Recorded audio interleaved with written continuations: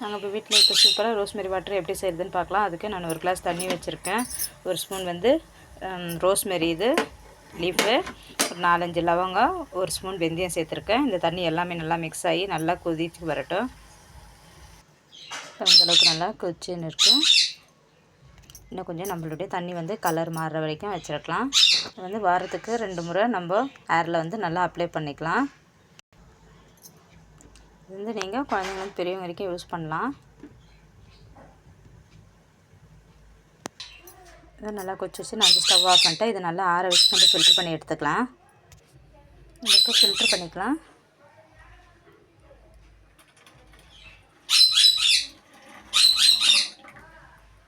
நம்ம இப்போ ஃபில்ட்ரு பண்ணதை வேஸ்ட் பண்ண வேணாம். மிக்ஸி ஜாரில் நைஸாக அரைச்சி நீங்கள் ஹேரில் கூட அப்ளை பண்ணி குளிக்கலாம்.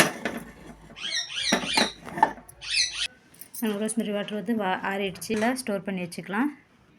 நான் வந்து பாட்டிலில் ஸ்டோர் பண்ணிட்டேன். நீங்களும் வீட்டில் ட்ரை பண்ணி பாருங்கள். வீடியோ பிடிச்சிருந்துச்சுன்னா லைக் பண்ணுங்கள், ஷேர் பண்ணுங்கள். தேங்க்யூ.